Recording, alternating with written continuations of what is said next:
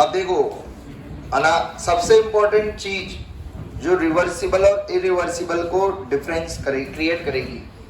अच्छा मुझे सबसे पहले ये बताओ, अगर मैंने आपको बोला पीवी इक्वल्स टू कांस्टेंट, अगर आपको गिवन है, इससे आप लोग क्या समझते हैं कि पीवी बराबर कांस्टेंट है, मतलब क्या?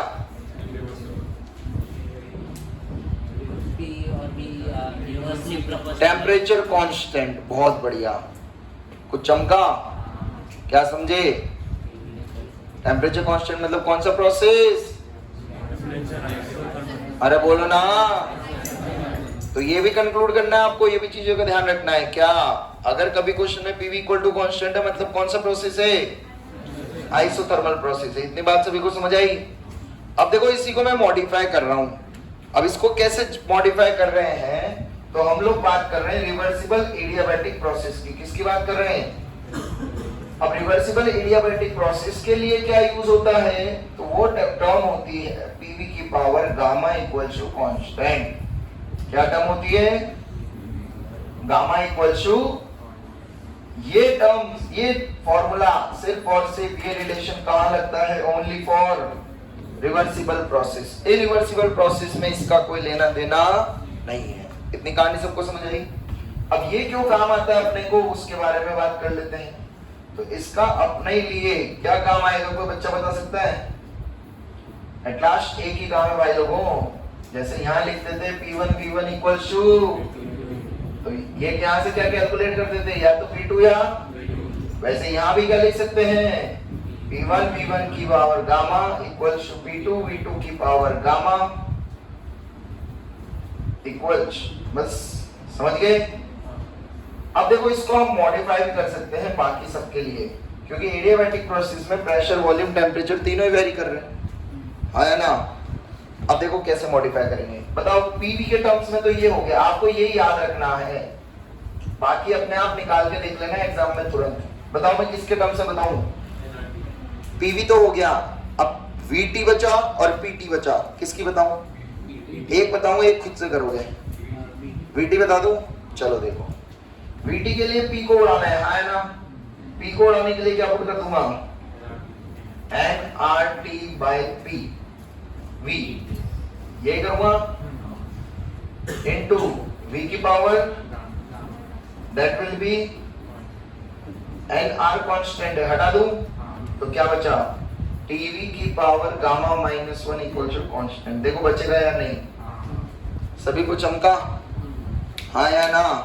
तो अगेन यहाँ कैसे लिख सकते हैं? T1 V1 की power gamma minus 1 equals to T2 V2 की पावर, वहां से T2 भी आ सकता है और V2 भी आ सकता है। सभी को कहानी समझ आ गई? अरे बात समझ आ रही है? तो सबसे पहला क्या, एडियाबैटिक रिवर्सिबल सुनते ही सबसे पहले हम ये रिलेशन लिखेंगे कॉपी में। क्लियर है? अब इसके बाद अपने को कैलकुलेट करने होंगे 2 2 वाली, जो भी अननोन होगी वो देख लेना, देख लोगे। इसके बाद क्या यूज करेंगे फिर? Work done. तो वर्क डन का फॉर्मूला क्या है? NCV, that will comes out to, भी क्या आ जाता है? NR T2 minus T1 upon, और P2 V2 minus P1 V1 upon. अब देखो यहाँ पर इंपॉर्टेंट चीज क्या है, एक और बताता हूँ, जुगाड़ बताता हूँ याद रखने का। देखो माइनस के बाद क्या लिख रहा है, तो नीचे भी क्या माइनस के बाद। आज के बाद कंफ्यूजन भी नहीं होगा, नहीं होगा ना? वरना एग्जाम में कंफ्यूजन रहता है, नीचे गामा माइनस 1 आएगा या 1 माइनस गामा। क्लियर है? तो कहानी समझ आ गई अपने को कैसे चलना है। सबसे पहले अपने को ये करना है, फिर वहां जाना है। All clear? तीसरा रिलेशन बचा किसके बीच में? बोलो। P और T क्या होगा, आप लोग सॉल्व करके बताइए। चलो, तो work done in adiabatic process, सबसे पहले क्या जीरो होता है? तो delta U equal to W आ जाएगा, फर्स्ट लॉ से, हाँ ना? अब डेल्टा यू का फॉर्मूला होता है एनसीवी।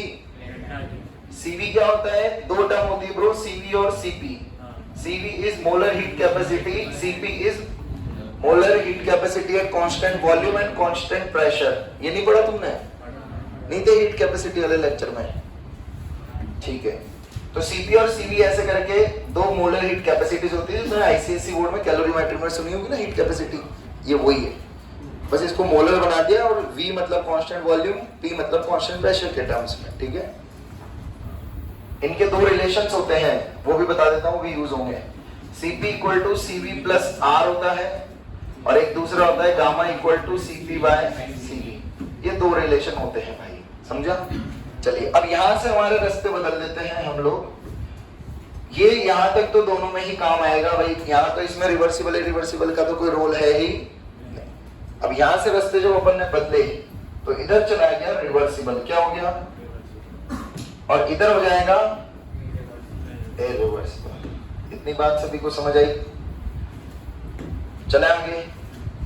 अब जब रिवर्सिबल में बात करेंगे तो इनडायरेक्टली अपने पास वर्क डन कितना आ रहा है बताओ? Integral dw integral ncv/dt।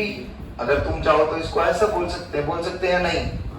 तो इनडायरेक्टली इसको जब अपन सॉल्व करेंगे इंटीग्रेशन लेके तो क्या आ जाएगा? Work done equals to ncv delta t and this cv is nothing. क्या फॉर्मूला होता है cv का? r upon gamma minus 1। यही पढ़ा है? अरे उस दिन डिराइव करा था ना। और ये क्या फॉर्मूला बन गया? nr t2 minus t1 upon gamma minus 1। या फिर इसको ये भी लिख सकते हैं डेल्टा t। डेल्टा t के रेस्पेक्ट में क्या चेंज हो सकते हैं? क्या चेंज हो सकते हैं? pv। तो क्या हो जाएगा? p2 v2 minus p1 v1 upon gamma minus 1। तो फाइनली ये दो रिलेशन अपने पास निकल के आ जाते हैं। कौन से प्रोसेस के लिए? रिवर्सिबल एडियाबैटिक प्रोसेस के लिए। इतनी कहानी समझ आ गई सभी को? क्लियर है? गामा की वैल्यूज, गामा क्या होता है वो सब आपके पास लिखी हुई है, याद है? मोनोएटॉमिक गामा कितना? डायटोमिक, उसके बाद 4/3। ठीक है, चलो तो क्लियर हो गया। अब कभी भी आपके पास रिवर्सिबल एडियाबैटिक प्रोसेस का क्वेश्चन आएगा तो ये करना है आपको। चले अब कहानी आती है इररिवर्सिबल की। किसकी? इररिवर्सिबल के लिए आपके पास सब फॉर्मूलाज है या नहीं है? Delta U equal to W. W का फॉर्मूला बोलो क्या होगा? नहीं, डेल्टा यू का पहले इधर एनसीवी डेल्टा टी और इधर क्या हो जाएगा? लगा सकते हैं या नहीं? तो यहाँ पर ये खास बात मिल गई अपने को, ये नई चीज मिल गई कि इररिवर्सिबल में हम लोग ये यूज करेंगे। अब देखो, जब भी आपके पास एडियाबैटिक इररिवर्सिबल का क्वेश्चन आएगा उसका एक ही मकसद होगा क्वेश्चन पूछने का। वो क्वेश्चन में आपसे क्या पूछता है वहां पर? T2। क्या पूछता है? T2 बोले तो T फाइनल, हाँ या ना? इसका मतलब क्वेश्चन में सारे डेटा गिवन होंगे, बाकी सब गिवन होंगे। क्या गिवन होंगे? देखो NCV ये हो जाएगा T2 माइनस P एक्सटर्नल क्या होता है? P2 या P1? तो ये P2 हो गया। इधर क्या लिख दूंगा? पर वो वॉल्यूम का डेटा कभी क्वेश्चन में वो देगा प्रेशर और टेम्परेचर ओनली, हाँ है ना? तो हर दवा, हर बीमारी की एक दवा, तो यहाँ क्या आ जाएगा? nRT2 bye P2 minus nRT1 bye. तो इस तरीके से अपने पास ये रिलेशन पूरा आ गया। ये रिलेशन पूरा आ गया तो यहां से आप इजीली क्या फाइंड कर सकते हो? T2। ये T2 इररिवर्सिबल का है, ध्यान रखना। और जब T2 आ जाएगा तो आप वर्क डन इजीली निकाल सकते हो, हाँ या ना? तो सारा खेल किसका है यहाँ पर? T2 का। क्लियर है? अब देखो यहाँ पर और कैलकुलेशन इजी बन जाती है, बताओ कैसे? CV की वैल्यू पुट कर दो। CV क्या होता है? बोलो ना यार, CV क्या होता है? R upon. तो देखो दोनों बाजू से एक कॉमन टर्म है। कौन सी कॉमन टर्म है? बोलो। ये कट जाएगी तो आपकी कैलकुलेशन और इजी बन जाएगी। समझ गए क्या करना है? एडियाबैटिक प्रोसेस में सिस्टम समझ आ गया सभी को? कोई डाउट? छापो फटाफट। तो क्या करना है आपको? डेटा क्वेश्चन गिवन है, 1 mole of ideal gas given है, नॉन लीनियर ट्राइएटॉमिक गैस। इतना हिट काफी है, इससे क्या पता लगेगा वो खुद सोचना। कैसा एक्सपेंड हो रही है? डेटा आपको गिवन है, इतने एटीएम इतने केल्विन से 1 एटीएम जा रही है। You have to find Q W delta H delta U and T2, इतना समझे। अब दोनों रास्ते से अपने को वहां पहुंचना है, रिवर्सिबली भी और। तो बेसिकली मुझे क्या मतलब है मैं आपको बता देता हूँ मुझे क्या चाहिए। मेन डेटा जो मुझे चाहिए, मुझे दोनों केस में T2 की वैल्यू चाहिए।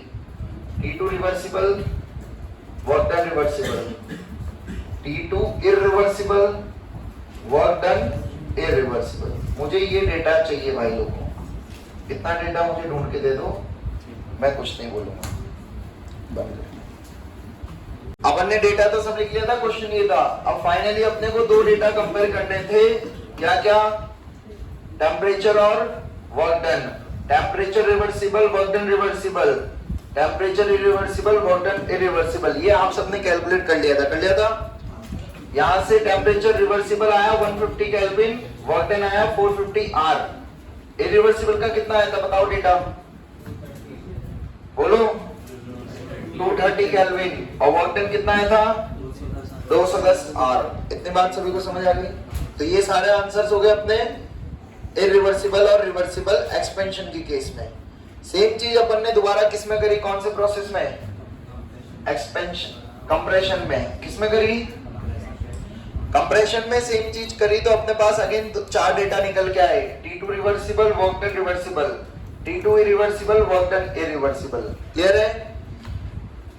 अब ये डायरेक्ट अगर अपन रिलेशन यहां से लिख लेते तो तुम्हें कुछ खबर, तो अब समझ आया रिसर्च का मकसद क्या था।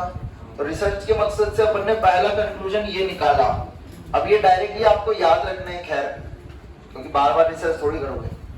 तो क्या समझ आया, रिवर्सिबल का हमेशा वर्क डन ज्यादा होगा, कौन से केस में, तो पीछे के डेटा से आप कंपेयर कर सकते हो। फिर वहीं पे अपन ने सारे टेम्परेचर्स को कंपेयर करा। ये याद रखना सबसे इजी है, हाँ है ना, क्या इजी है।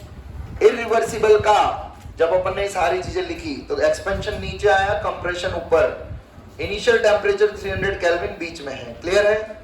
जब अपन ने सारे डेटा को एक प्लॉट करे एक्सिस पे, तो वहां से अपन ने कंक्लूजन निकाला, हमेशा कौन सा वाला ज्यादा आ रहा है temperature, irreversible is always greater than reversible. और दूसरा, एक्सपेंशन का इरिवर्सिबल हमेशा कम है, किसके इरिवर्सिबल से, कंप्रेशन के। तो यहां से अपन ने ये सब कंक्लूजन निकाल लिए। तो इधर भी T2 इरिवर्सिबल ज्यादा, इरिवर्सिबल ज्यादा, इधर भी इरिवर्सिबल ज्यादा। तो टेम्परेचर का कभी भी क्वेश्चन आपके पास कंपैरिजन का आता है तो आंख बंद करके आप कौन सा टिक करोगे, बोलो ना, इरिवर्सिबल। क्लियर है। और वर्क डन में कौन सा वर्क डन ज्यादा होता है, एक्सपेंशन का। तो एक्सपेंशन में रिवर्सिबल ज्यादा है तो कंप्रेशन में इरिवर्सिबल ज्यादा हो जाएगा। ऑल क्लियर, कोई डाउट यहां तक। नेक्स्ट हेडिंग लिखिए, पॉलीट्रॉपिक प्रोसेस। पॉलीट्रॉपिक प्रोसेस,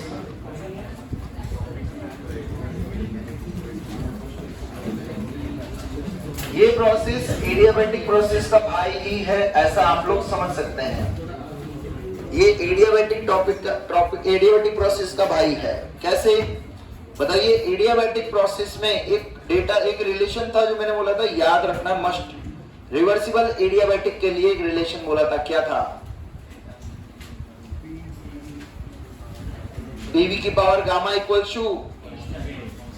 तो बस अब पॉलीट्रॉपिक मतलब हो गया ऐसा जहां से हम सारे प्रोसेस बना सकते हैं। तो मैंने इसको जनरल अज्यूम कर लिया, PV की power x equals to constant. क्या अज्यूम कर लिया, PV की पावर x इक्वल्स टू। इतनी बात सभी को समझी, अरे समझे। अब दूसरी चीज मुझे बता दो, मैंने बोला आइसोथर्मल प्रोसेस, कौन सा प्रोसेस बताओ, x की वैल्यू कितने पुट करोगे,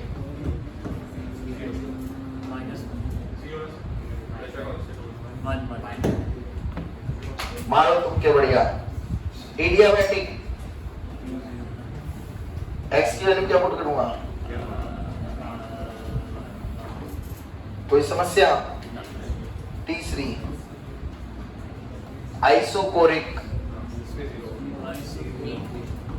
बोलो क्या जीरो, आइसोकोरिक में जीरो कर दोगे, जीरो कर दूंगा तो प्रेशर कांस्टेंट हुआ या वॉल्यूम गधो। तो आइसोकोरिक में क्या कांस्टेंट होता है, हैं? और तुमने वॉल्यूम ही जीरो कर दिया। अरे कुछ समझे? सही बोल रहे हो या गलत? अब बोलो। अच्छा चलो इधर बोलो, आइसोबारिक मतलब क्या कांस्टेंट? प्रेशर मतलब एक्स का वैल्यू। कुछ समझे? अरे पॉलीट्रॉपिक समझ भी आ रहा है? पॉलीट्रॉपिक के अंदर सारे प्रोसेस छुपे हुए हैं, हाँ या ना? और वो कैसे निकल रहे? सिर्फ एक्स की वैल्यू से। बोलो एक्स कितना डाल दूंगा? इतनी बात समझे या नहीं हीरो? हाँ या ना? अब लास्ट बचता है आइसोकोरिक प्रोसेस। क्या बचता है?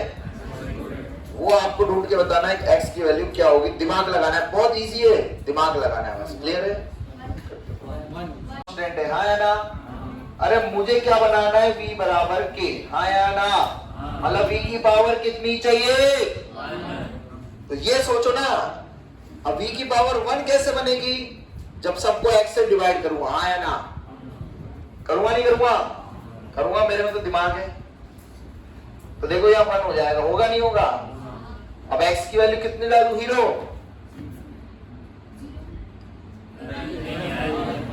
फिर तुक्के फेंक रहे हो। कितनी जल्दी जल्दी तुक्के फेंकती हो, इसीलिए तुम्हारे नंबर नहीं आते एग्जाम में। तुम ये करती हो एग्जाम में भी। नहीं सही बता रहा हूँ, आपकी आदत गंदी है। पॉसिबल नहीं है। डालो x इक्वल टू इंफिनिटी, क्या आएगा? क्या आएगा? क्या आएगा? 1 इंटू वी की पावर 1 कांस्टेंट आया नहीं आया? कैसे हो सकता है? अरे तो उसमें दिक्कत क्या है? x की वैल्यू इंफिनिटी डाल के आइसोकोरिक बन रहा है। तो समझे नहीं समझे? तो ये मैथ्स, इसमें मेंटल मैथ्स लगानी थी ना, फिजिक्स थी ना केमिस्ट्री थी। तो आइसोट्रोपिक प्रोसेस सभी को समझा? पॉलीट्रॉपिक, पॉली मींस बहुत सारे प्रोसेस इसमें छुपे हुए हैं, is known as polytropic. Clear है?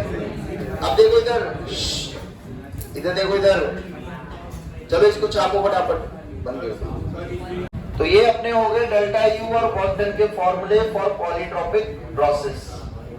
इसके बाद आपको जो भी पूछे आप कैलकुलेट कर सकते हो यहां से। नेक्स्ट क्वेश्चन लिखिएगा, calculate the polytropic index for the following. ऐसे क्वेश्चन एग्जाम में आते हैं। Calculate the polytropic index for the following. आपको केस गिवन है, पहला p प्रोपोर्शनल टू v, दूसरा गिवन है t2 v की पावर 3 इक्वल टू कांस्टेंट, तीसरा गिवन है p की पावर 1/3 v की पावर 2/5 इक्वल्स टू कांस्टेंट। आपको हर केस में पॉलीट्रॉपिक इंडेक्स खुद का दिमाग लगा के कैलकुलेट करके बताना है। क्लियर है? एक में सॉल्व करके बताऊं?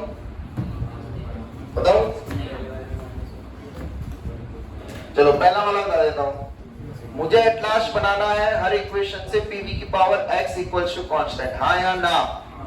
सबसे वही मॉडिफाई करके बनाना है। इतनी बात समझ आई बच्चों? अब तो बना सकते हो। इसको क्या लिख सकता हूं? p by v equal to constant, हाँ या ना? तो pv की पावर कितना आया भाई? आया नहीं आया? तो x कितना आ गया? -1। अब तू मेरे से कह सर इसका क्या सिग्निफिकेंस है? तो ब्रो ये तो मैथमेटिक्स है, समझा? चलिए बंद कर। बचपन में सिखाया था, एनआर कांस्टेंट हो गया, हटा दिया। p2 v की पावर कितना हो गया? 5 इक्वल्स टू कांस्टेंट। अब पूरे को किससे डिवाइड कर दूंगा? 2 से, तो ये बन गया pv की power 5/2 equals to constant. All clear? तो यहां से आ गई x की वैल्यू 5/2। लास्ट वाले का आंसर है 6/5। कोई डाउट?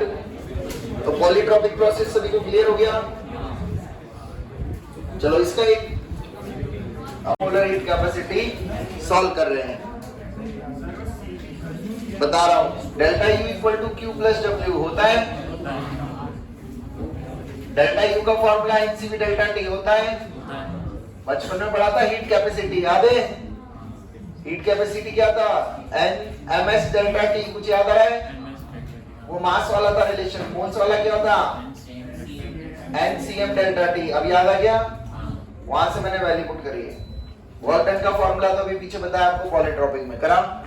एट लास्ट हमारा एक्सरसाइज है कैलकुलेट करना मोलर हीट कैपेसिटी।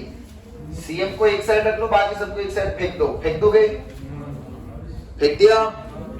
अरे कुछ नहीं, एन डेल्टा टी तो सब में कट रहा है। अगर तुम्हें पता हो तो, आया ना? आप कर लोगे? तो फाइनली हमारे पास CM की क्या वैल्यू आ गई? CV plus R upon 1 minus x. कोई डाउट यहाँ तक? सब लोग ध्यान से देखना अभी। अब डिफरेंट प्रोसेसेस के लिए हीट कैपेसिटी में आप, अच्छा ये पॉलीट्रॉपिक इंडेक्स की वैल्यू, एक्स की वैल्यू माइनस इंफिनिटी से प्लस इंफिनिटी हो सकती है। क्लियर है? डिफरेंट प्रोसेसेस के लिए मोलर हीट, ये हीट कैपेसिटी की वैल्यू हम पहले निकाल चुके हैं। किसी को पता हो तो पता भी है तुम्हें? पीछे निकाली थी, तो इस बार भी अलग थोड़ी होगी, वो तो वही रहेगी। तो देखो आइसोथर्मल मतलब एक्स की वैल्यू कितनी थी? एक्स की वैल्यू 1 डाल दो यहाँ पर, क्या बचा?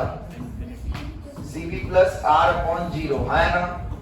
और CV को क्या लिख सकते हो? Q बाय डेल्टा T लिख सकता हूँ, आया ना? अरे बोलो, गलत दिख रहा है क्या कुछ मैंने? सही तो है? अरे ब्रो 1 माइनस 1 0 नहीं होगा क्या? 1 माइनस 1 0 कैसे पॉसिबल है? अरे तो अभी बताऊंगा ना भाई। आइसोथर्मल के लिए डेल्टा टी क्या होता है? बोलो। और एनीथिंग बाय 0 कितना होगा? Anything bye 0। तो मोलर हीट कैपेसिटी और आइसोथर्मल प्रोसेस कितना होता है? ये हम पहले निकाल चुके हैं, आया ना? Molar heat capacity for adiabatic process कितना था? 0।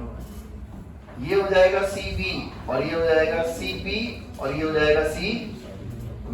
करके देख लीजिए, यही आएंगे क्योंकि ये तो हम पहले कर चुके हैं। वो तो जिस जनरलाइज करा है हम लोगों ने। क्लियर है? क्या नहीं है क्लियर? क्या नहीं समझा? बता। नहीं, pressure versus volume, polytropic process. चलिए बताइए, यहां से मैंने शुरू करा। बताइए आइसोबारिक कैसे बनेगा? इस कर में आइसोबारिक हाथ के इशारे से बताइए।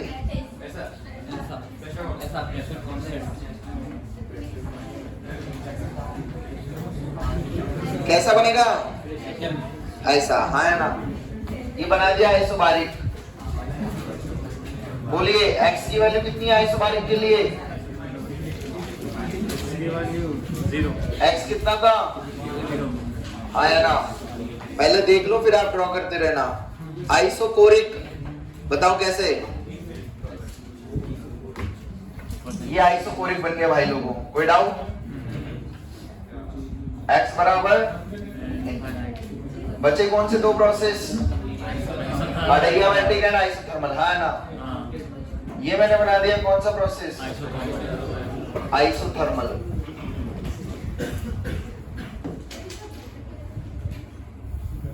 ये कौन सा होता है? एडियाबैटिक। अब सर आपको कैसे पता है एडियाबैटिक आइसोथर्मल ऐसे बनेंगे?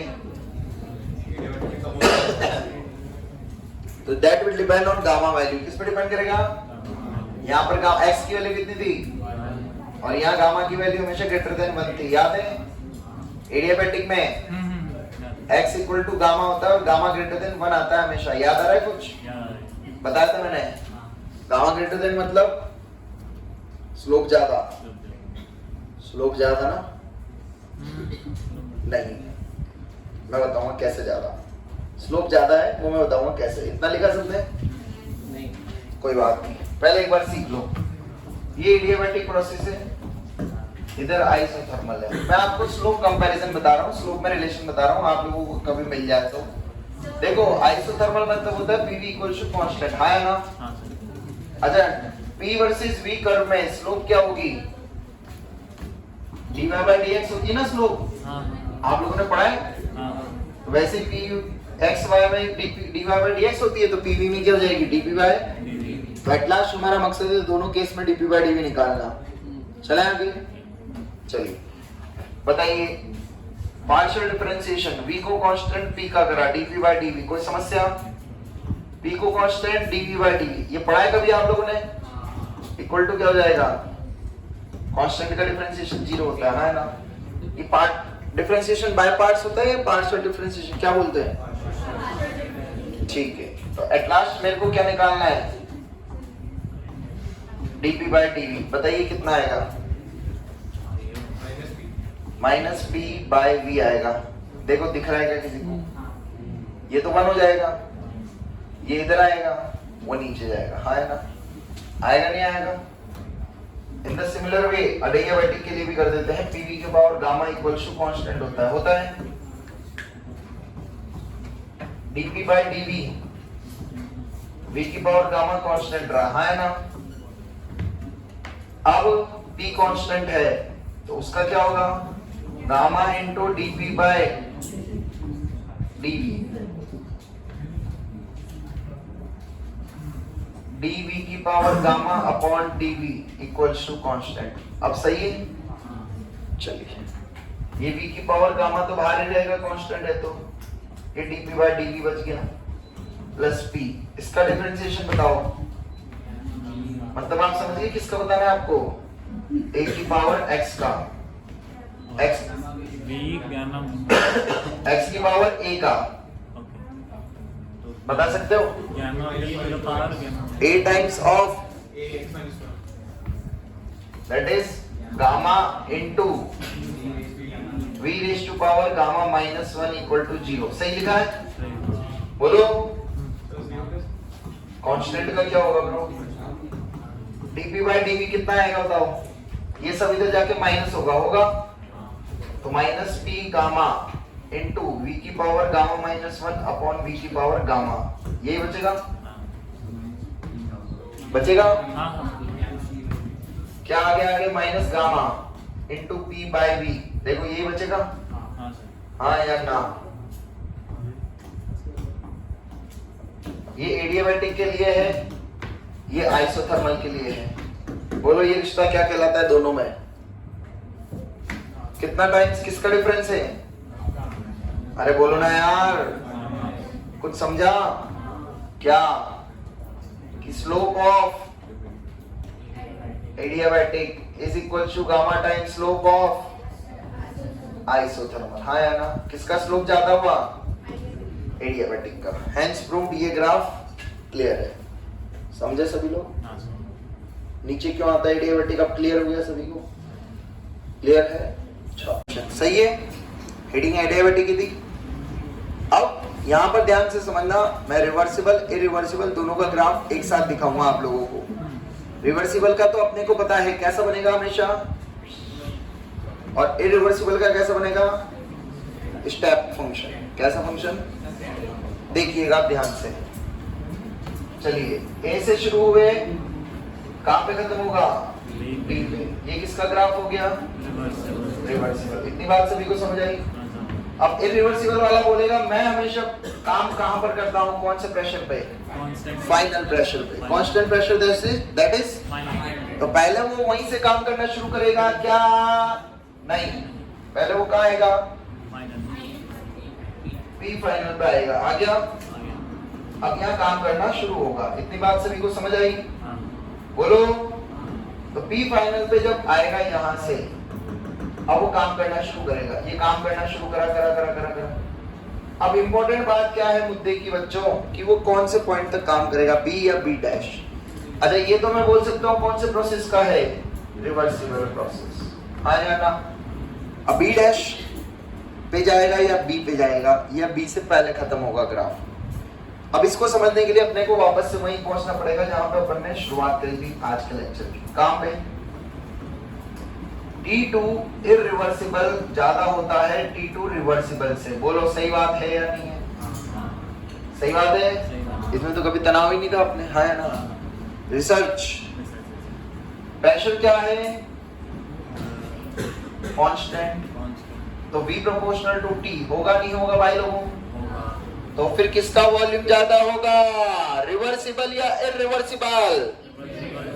तो इरिवर्सिबल का वॉल्यूम ज्यादा, मतलब मेरी साइड या तुम्हारी साइड, बात समझ आई, बी या बी डैश। तो इसका मतलब ये V2 कौन से प्रोसेस का है, अब चमका सभी को।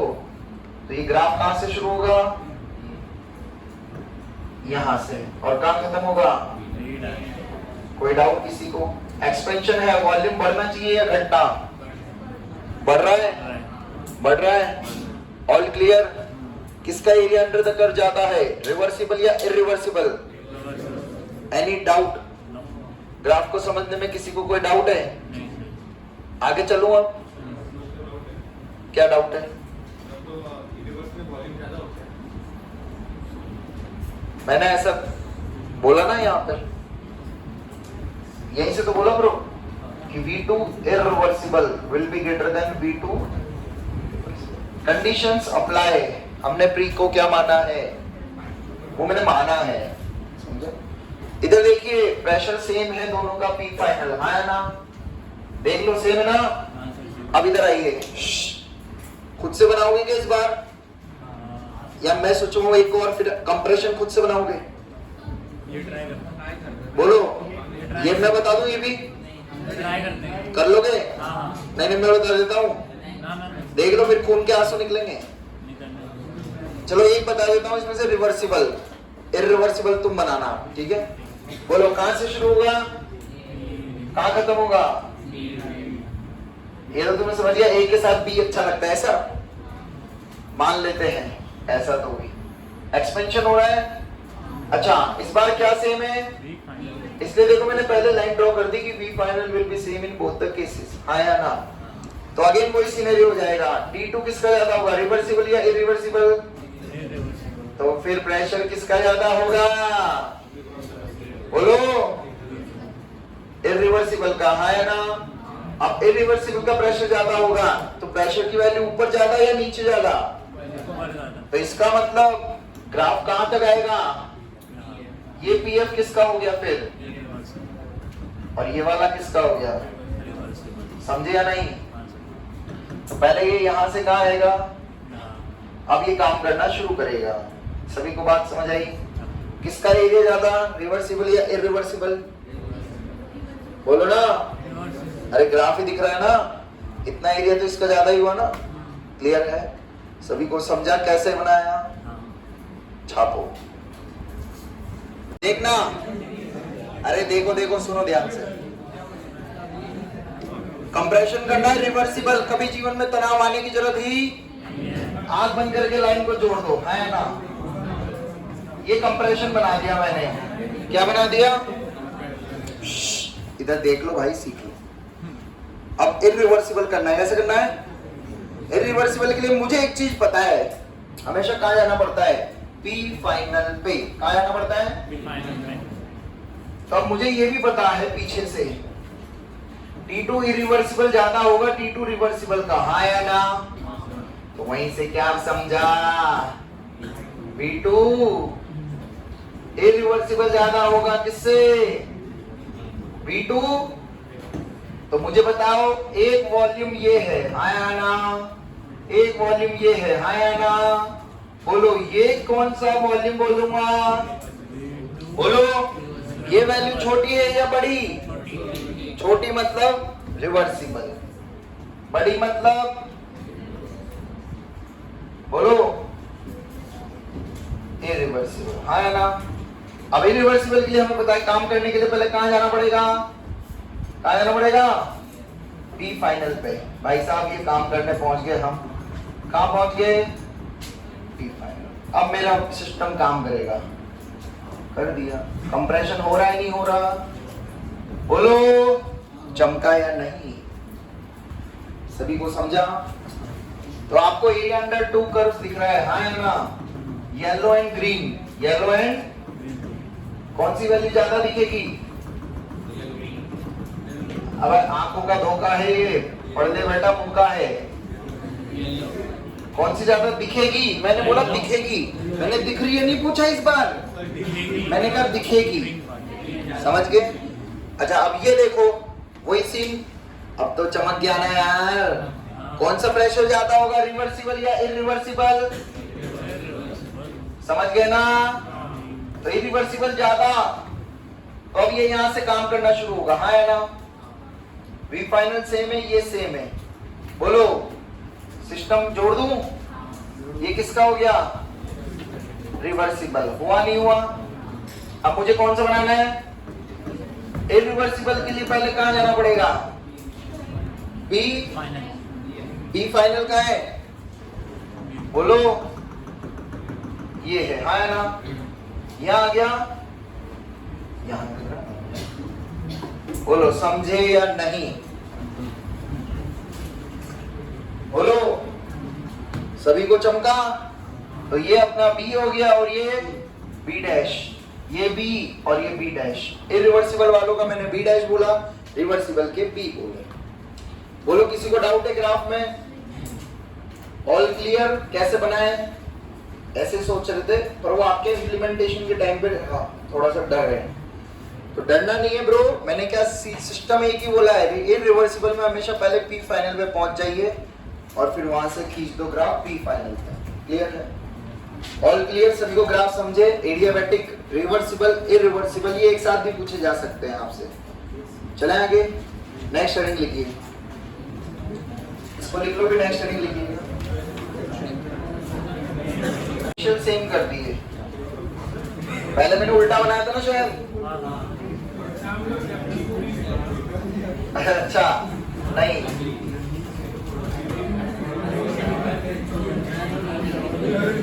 थोड़ा सा चेंज कर लो, कोई बात नहीं। ये एडियाबैटिक,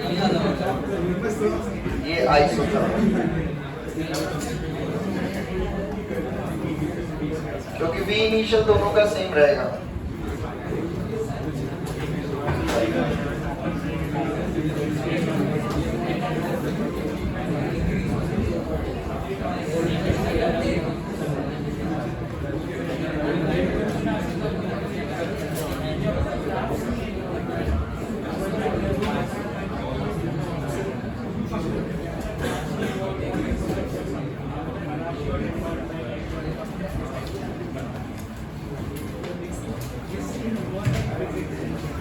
रिकॉर्डिंग नहीं हुई ना ग्राफ की? चालू है क्या? अरे बंद करो उसको। चलो, तो लास्ट हम लोग देख रहे थे एडियाबैटिक और आइसोथर्मल का एक्सपेंशन के केस में ग्राफ और कंप्रेशन के केस में ग्राफ। ठीक है, तो हमेशा याद रखना एडियाबैटिक और आइसोथर्मल का हमें एक्सपेंशन वाला याद रखना है बस। कौन सा? एक्सपेंशन में हमेशा आइसोथर्मल ऊपर होगा तो एडियाबैटिक कहाँ हो जाएगा? सारा खेल किसकी वजह से है? स्लोप। और ये भी हमेशा याद रखना एक्सपेंशन हो रहा है और कंप्रेशन हो रहा है तो इनिशियल पॉइंट हमेशा दोनों के सेम रहेंगे। तो यहाँ पर दोनों के जब इनिशियल से सेम से शुरू करा तो फाइनली दोनों का प्रेशर अलग अलग होगा, इसलिए ग्राफ ऐसा आ रहा है। In the similar way compression करना है हमें। अब कंप्रेशन में इनिशियल पॉइंट दोनों का सेम है और फाइनल ये रहे, तो कंप्रेशन में एडियाबैटिक ऊपर चला जाएगा और आइसोथर्मल, क्योंकि स्लोप क्या हो जाएगा? रिवर्स। क्लियर है? चलो मॉड्यूल का होमवर्क। चलो, डिग्री ऑफ फ्रीडम क्या होती है बताओ? बोलो भाई, तुम्हारी आजादी तो 2 साल बाद मिलेगी, पर तुम्हें ये पढ़ के क्या समझ आता है? तो देखो, डिग्री ऑफ फ्रीडम क्या होती है? गैसियस मॉलिक्यूल्स के लिए बात होती है। अब गैसियस मॉलिक्यूल्स के पास कितनी फ्रीडम है तो उसके बारे में हम लोग बात कर रहे हैं। फ्रीडम बोले तो मतलब क्या कि वो कहां घूम सकते हैं किसी कंटेनर के अंदर। क्लियर है? तो अपन लोगों ने गैसियस स्टेट में 3 टर्म पढ़ी थी कि गैसियस मॉलिक्यूल कौन कौन सा मोशन कर सकते हैं। कौन कौन सा कर सकते हैं? Translational, rotational, circular. बहुत बढ़िया, फिजिक्स पढ़ा रहा हूं यहाँ मैं। वाइब्रेशनल। इतनी बात समझ आएगी? अब केमिस्ट्री की दुनिया में हम लोग वाइब्रेशनल डिग्री ऑफ फ्रीडम को कितना मानते हैं? क्योंकि वाइब्रेशन जब होता है गैसियस मॉलिक्यूल्स में जब टेम्परेचर बहुत ज्यादा होता है, और वेरी हाई टेम्परेचर हम केमिस्ट्री में कंसीडर, ये फिजिक्स में करेंगे फिजिक्स वाले टीचर जब केटीजी पढ़ाएंगे। क्लियर है? अभी हमको कौन से दो मोशन पढ़ने हैं, 2 डिग्री ऑफ फ्रीडम पढ़नी है, ट्रांसलेशनल और रोटेशनल। अब ट्रांसलेशनल डिग्री ऑफ फ्रीडम को मैं FTR बोल देता हूं और रोटेशनल को FR बोल देता हूं। क्लियर है? चलिए, तो अगर हम बात करें ट्रांसलेशनल डिग्री ऑफ फ्रीडम कितनी होती है, तो बताइए ट्रांसलेशनल डिग्री ऑफ फ्रीडम कितनी होगी? बोलो। ट्रांसलेशनल मतलब कैसा मोशन? Straight line. कितनी एक्सिस होती है? 3 एक्सिस होती है। तो ये गैस का मॉलिक्यूल है, इधर देखो, इधर दिख रहा है? कहां जा सकता है? या फिर तो कितने मोशन हो गए, कितने एक्सिस में? तो कितनी आजादी? 3। समझ आ गया? तो किसी भी गैस के लिए ट्रांसलेशनल डिग्री ऑफ फ्रीडम तो हमेशा कितनी रहेगी? क्लियर है? Next, rotational degree of freedom. अब रोटेशनल डिग्री ऑफ फ्रीडम ये अलग अलग वेरी कर जाती है अलग अलग गैसेस के लिए। तो अगर मैं मोनो एटॉमिक गैस की बात करूं, किसकी बात करूं? मोनो एटॉमिक मतलब एक मॉलिक्यूल है। मोनो एटॉमिक मतलब एक। अब वो उसके लिए डिग्री ऑफ ये रोटेशनल वर्ड कोई सिग्निफिकेंस नहीं रखेगा, क्योंकि वो तो एक एक्सिस पे रख दिया मान लो आपने, तो जब चेंज होगा तो कुछ चेंज पता लगेगा क्या? एक फुटबॉल अगर रख दी, कोई चेंज हो रहा है, कुछ दिखेगा? तो उसके लिए रोटेशनल डिग्री ऑफ फ्रीडम कितना माना जाता है? 0। अब वहीं पे डायटोमिक की बात कर लेते हैं, और डायटोमिक के साथ कौन सा वर्ड? लीनियर। अगर डायटोमिक लीनियर केस में ले रहा हूं, या पॉली एटॉमिक भी हो सकता है लीनियर के केस में, ठीक है? तो यहां पर डिग्री ऑफ फ्रीडम कितनी आती है? 2। कितनी आती है? 2। देखना मॉलिक्यूल कैसे घूमेगा। वो जस्ट बेटा ये देख ले, ये एक्स एक्सिस पे रखा हुआ है ना, तो अब इसके घूमने के कितने तरीके हो गए? एक तो ये हो गया, है ना, और एक क्या हो गया? तो कितने एक्सिस के अलोंग घूमा? एक्स एक्सिस के अलोंग। कुछ एक्सिस पे अगर कोई बॉडी घूमती है तो उसका इनर्शिया 0 होता है, ऐसा कुछ होता है? फिजिक्स में पढ़ा है? एक्सिस के अलोंग कोई बात नहीं, याद रख लेना, मुझे भी नहीं आता, बस अपने को मान के चलना है। एक्सिस के अलोंग कोई रोटेशन करता है तो उसका हम रोटेशन काउंट नहीं करते। तो रोटेशन कितने हुए? एक तो ये और एक ये, कितने हुए? 2। और कोई पॉसिबल है? आपको लग रहा है? विजुअलाइजेशन से आप लोग सोच लो भाई, सीधी कहानी है ना। अगर कोई एक्स एक्सिस पे दो एक्सिस के अलोंग ही घूम सकता है, कौन सी? एक तो वाई और एक जेड, और कोई पॉसिबिलिटी? इतनी बात समझ आ गई? चलिए आगे चले। अब तीसरी भी तो बची, नॉन लीनियर गैस। कौन सी गैस? अब नॉन लीनियर का तो हमें पता है, जब वो नॉन लीनियर है मतलब कोई सी पर्टिकुलर एक्सिस पे अब है ही नहीं, तो कितने तरीके से घूम सकती है? क्योंकि कितने एक्सिस है? 3। All clear? तो यहां पर कितने हो जाते हैं? 3 रोटेशनल डिग्री ऑफ फ्रीडम हो जाती है। इतनी बात सभी को समझ आई? नेक्स्ट होता है formula for total degree of freedom. Total. अब टोटल डिग्री ऑफ फ्रीडम में मैं तीनों काउंट कर रहा हूं, तीनों। कौन सी? ट्रांसलेशनल, रोटेशनल और तो ये वैल्यू आती है 3n। कितनी आती है? Where n is atomicity. ये फॉर्मूला है जो आपको याद रखना है, वेयर n इज एटॉमिसिटी। तो आपसे अगर टोटल पूछे तो आपको 3n कर देना है, ट्रांसलेशनल पूछे तो 3 रहेगी, और रोटेशनल लेनी है तो ये 3 वैल्यूज होती है। इतनी बात सभी को समझ आई? क्लियर है? चलो, तो टोटल डिग्री ऑफ फ्रीडम ध्यान रखना भाई लोगों, तीनों का सम होता है, ठीक है? हाँ, वो बात अलग है कि हम वाइब्रेशनल को नेग्लेक्ट करके चल रहे हैं। अभी टोटल पूछ ले तो ध्यान रखना, वैसे पूछेगा कभी नहीं आपसे टोटल। आपको तो वही कंसीडर करना है, मोनो एटॉमिक के लिए 3 आंसर देना है, डायटोमिक लीनियर के लिए 5, समझ गए? 3 + 2, और इसके लिए 6। क्लियर है? चलिए, अब नेक्स्ट होता है इक्विपार्टीशन थ्योरम। केटीसी पढ़ा था आप लोगों ने? वहां पर काइनेटिक एनर्जी का फॉर्मूला पढ़ा था, क्या था? kb × t, हाँ या ना? तो बेसिकली साइंटिस्ट ने क्या करा बच्चों, ये जो काइनेटिक एनर्जी थी इसके 3 पार्टीशन कर दिए। कितने कर दिए? अब 3 पार्टीशन कैसे हो जाएंगे? एक ट्रांसलेशनल का, एक रोटेशनल का, और तीसरा अगेन वाइब्रेशनल को कितना मान लेंगे? तो बची कौन सी? वो कितना हो जाएगा? ये कितना हो जाएगा? 1/2। इतनी बात समझ आ गई? चलिए, अब इंटरनल एनर्जी निकालनी है हमें। कौन सी एनर्जी? तो internal energy is nothing but sum of all energies, हाँ या ना? तो किसके बराबर हो जाएगी? U। बोलो, टोटल ट्रांसलेशनल एनर्जी जितनी होगी और रोटेशनल जितनी होगी, हाँ है ना? इतनी बात समझ आ गई? चलिए, तो ट्रांसलेशनल डिग्री ऑफ फ्रीडम जितनी होगी उसकी वजह से कितनी एनर्जी होगी? तो FDR into 1/2 kV into T, कोई डाउट? रोटेशनल कितने हैं उसकी वजह से कितनी होगी? क्या कॉमन आ जाएगा यहां से? तो क्या बचा अंदर? FTR प्लस इंटू KBT/2, ये बचा। थोड़ी देर के लिए मैं इसको F डैश मान रहा हूं, बार बार परेशान करेगा अपने को इसलिए।